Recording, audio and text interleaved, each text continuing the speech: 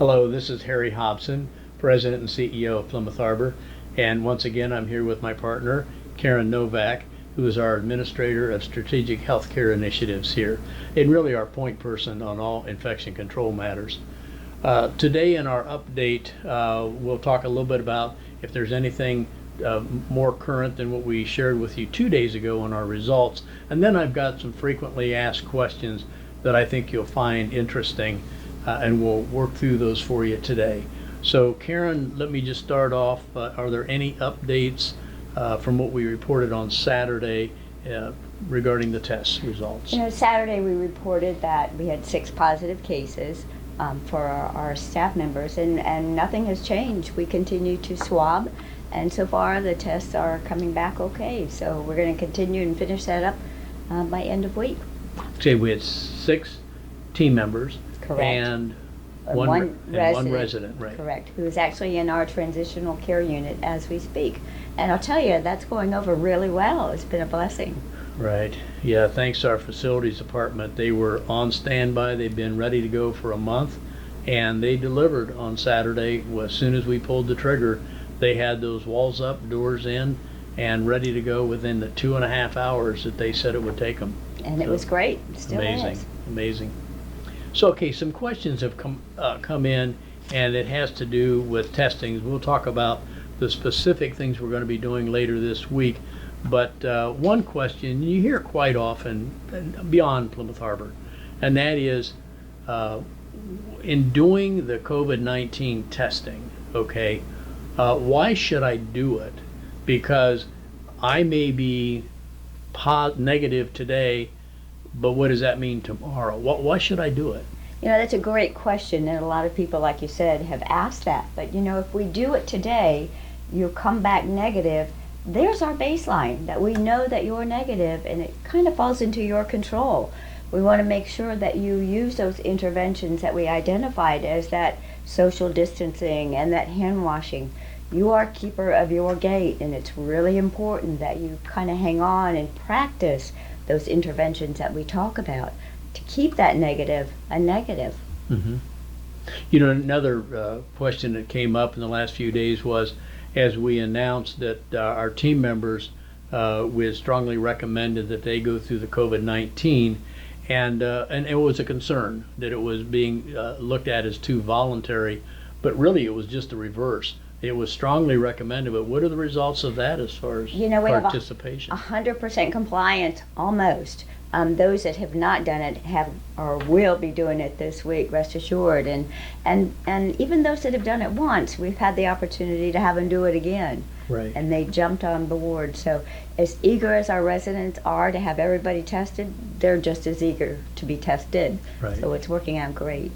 So just rest assured that I think all but one team member, and that team member is out right now, but she, in order to come back to Plymouth Harbor, of course, she would have to go through the COVID-19 testing. The other question, and I know we talked about it with Leading Age, our trade association, this morning, and that has to do with, well, gee, you've done it today. Why don't we do it twice a week? Why don't we do it more often than we are? And I guess they call that rapid response. The rapid testing has not yet come to long-term care. Again, it's in the acute care world, the hospitals, the emergency rooms. But, it's going to come down or trickle down to long-term care eventually. And we have our order in for a machine already. Nurses will be trained on how to do it. It's very similar to a number of the what we call point-of-care testing that we do in the hospital. So it'll be done here, and we can do it on a regular basis. And I think as long as this is going on, you can bet we'll be doing it on a regular basis, Harry. Absolutely. And residents, we've all seen in the newspaper, we've seen it on TV, and that is, don't go to your doctor, don't go to the hospital without calling first. Can you talk a little bit about that? Sure. I think it's called an unwelcome surprise. It's always best to kind of give somebody a heads up that you're coming in with symptoms that kind of parallel that of the COVID virus. It's the same that we used to talk about with rashes.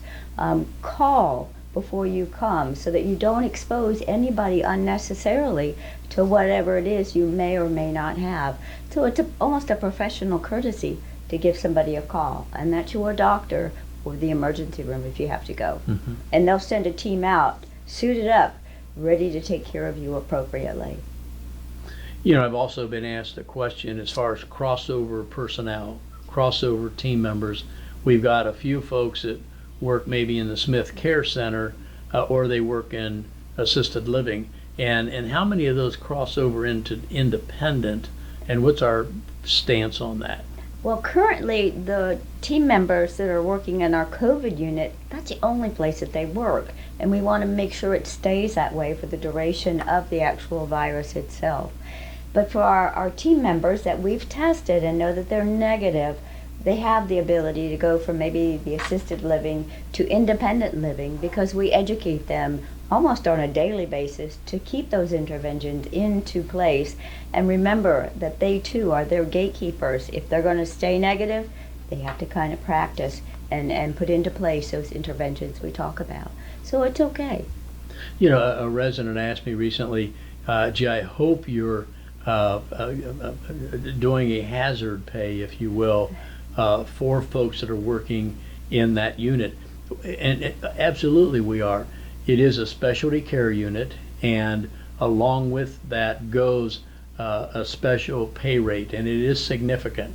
So they are well compensated for working in that. They're specially trained, so there is very fair compensation going on in that unit. I just want you to be assured of that. Sure. We wouldn't ask them to do it. No, and I without think that. you'll find that very common, and even in the acute care world, like nurses that work in the intensive care or the emergency room, they may get a little bit extra hourly pay rate.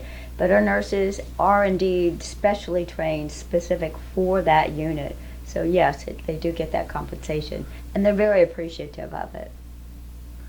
I was asked a question about oximeters recently, and I have to tell you, again, I'm the finance guy. This is the clinician, okay? I wasn't real sure what an oximeter was, and so I went online. I learned a little bit about it, and of course I talked to my clinician at home, Nancy, and she explained it to me.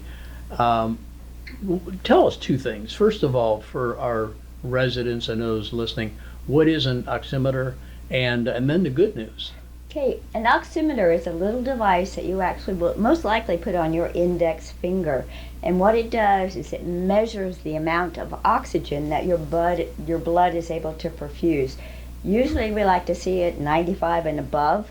That'll give us, a really good strong feeling that you're okay. There's some things that have variability when you have congestive heart failure, coronary artery disease sometimes with the distal perfusion, and maybe some of our COPDers that maybe have a lower oxygen rate, normal baseline. But it is very interesting to see what's coming up with oximetry and that immediate pulse oximeter reading. But probably the greatest thing in the world was something that just kind of happened on Saturday. We received a call from a very generous spirit that used to work here, as a matter of fact. That's correct. And said that he had been watching TV and reading the newspaper and heard about this. So he has generously donated 15 pulse oximeters to our memory care unit in our skilled nursing facility. We're going to incorporate that into the process at ALF, and I have no doubt it's going to benefit many. So we're very thankful for that generous gift. And I can tell you that put a smile on Beth Watson's face, who runs our Plymouth Harbor Foundation. So thank you very much for the generous donation. Absolutely. Thank you from all the residents. Perfect gift. We're going to go into a little bit more detail regarding the resident testing that will be done later this week. But before that, I'm asked quite often, how are the staff doing? So I'm going to report back regularly for you on that. But they're doing okay. And I don't say that sitting, 5 rows back at all. Just a few moments ago, in fact, I did another interview. You'll see that interview starting, I believe, next weekend. There's one playing right now at noon on our channel 195, and it's also going to be on our website and Facebook. But it's my opportunity to actually introduce you to some of our treasured team members. Amanda is being interviewed this week, and next week we'll pick it up with Sonia. But you're going to hear directly from them. And that was one of the questions I asked Sonia a few moments ago. So how are your team members doing, your colleagues? And you know, she said, we're doing okay. It's a stressful time, no question, but we feel we know what we're doing, and we're a family, and that word keeps coming up. Sure. So I want you to rest assured that the team members are doing okay, and we're looking after them, believe me, very, very closely. Absolutely. So, and we'll continue to do that. And Sonia is such a treasure. Oh my goodness. You'll enjoy that interview too. And you'll also enjoy Amanda Yes. a great deal. So it's very interesting. Now you're going to challenge me when you hear the interview with Sonia, because when she tells you how long she's been here at Plymouth Harbor, you're going to say to me, that can't be. She must have started when she was 5 years old. But it's true, and she's a gift to us. Karen, I'd like to go through just a few of these questions now, getting down specifically. Some folks are going to want to make notes, but I can tell you, you're going to see this in writing after tomorrow morning, exactly what to do. But to give our residents kind of a preview, let me just kind of go through these. Regarding resident testing this week, when will the testing of our residents begin? We're going to be doing the resident testing on Thursday. Tomorrow morning, there are a number of us that are going to meet together and get down to specifics. But we're going to do Thursday. It'll probably be maybe start around 9-ish or something, not quite too early. But we're going to get it done all on Thursday. And to respect social distancing, keeping people out of some communal spaces, and particularly the elevator, how are you going to do that? We're actually going to have nurses come to your apartment one by one. We're going to get you addressed. We'll get you swabbed. And what's involved? I know because I just had that test, but share what's involved with that test. I won't tell everybody how you did, Harry. It's okay. Please don't. But it's really not hard at all. We take almost like a little Q-tip. It's got a little bit longer handle, and we gently go into your nose, probably just to the middle of your nares. The idea is not to push it so far back that you gag, but just to the middle of your nose. Okay. Little tickle. If you ever hear that I'm not a good patient, don't believe all of that. Some of it. Okay. Okay. So when will I get my results? You know, we're getting ready to give this lab about 300 tests on Thursday, and again, our intent is to get it there Thursday. So we are hoping, in the best case scenario, maybe 72 hours out. But again, giving a laboratory over 300 tests at one time, we're going to shoot for the best and say hopefully within 72 hours. Okay, so if we run those on Thursday, don't look for much until probably as far away as Monday. Possibly, Yeah. Absolutely. Okay. But we're going to get them done as quick as we can. Good. They're not free. No, well, sort of. It's a Medicare, actually Part B. Medicare Part B, what we need to have you do is to fill out or make copies of your Medicare cards, and then we have a consent that you need to sign to allow us to do that testing on you. But And there's who's getting that? You mentioned to me earlier somebody's getting that out. Yes, and I believe it's going to probably be accounting or Tina's team. Again, those are the specifics that we'll identify tomorrow, and between now and or tomorrow and Thursday, I'm sure we'll kind of do an update of some sort, and we'll be able to tell you then. That's what I'm thinking. I'm thinking we'll probably come back, even if it's a brief update, probably sometime after the meeting. It's Wednesday. So we'll go for maybe Wednesday for the 4 o'clock showing where you'll get the specifics on that. But there's very little you have to do. The nurses are going to come right to your door. Absolutely. And just have your Medicare card and the consent form signed, but you'll receive your consent form ahead of time. Correct, and this is something you have to do. We don't want to make anybody feel uncomfortable, but we would strongly recommend, you're getting yourself tested. Just in closing, going along with the question, how are staff doing? They're doing okay, and you can bet we're working very closely. And while we have staff members who definitely have been challenged financially, their spouse has lost their job. Many have a second job, and those jobs have been cut back or eliminated as well. So that's given, and the schools being closed. So that's really presented quite a challenge for many of our team members. And our Good Neighbor Fund, our Employee Hardship Fund, let me correct that, our Employee Hardship Fund has helped many of our team members to the tune of nearly $30,000 over the last almost 2 months. And we receive constant thank yous like you wouldn't believe. And I'm going to read one to you that was sent to us by one of our CNAs, and she was awarded some money from that fund. She says, "Good morning, Mr. Hobson.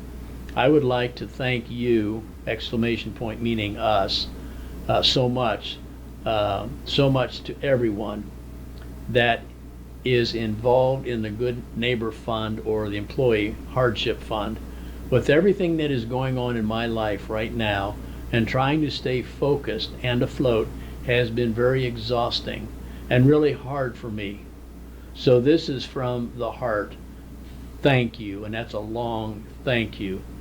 "It was truly a blessing for me and my family at this point." And then she sends us all a bunch of hearts and hugs.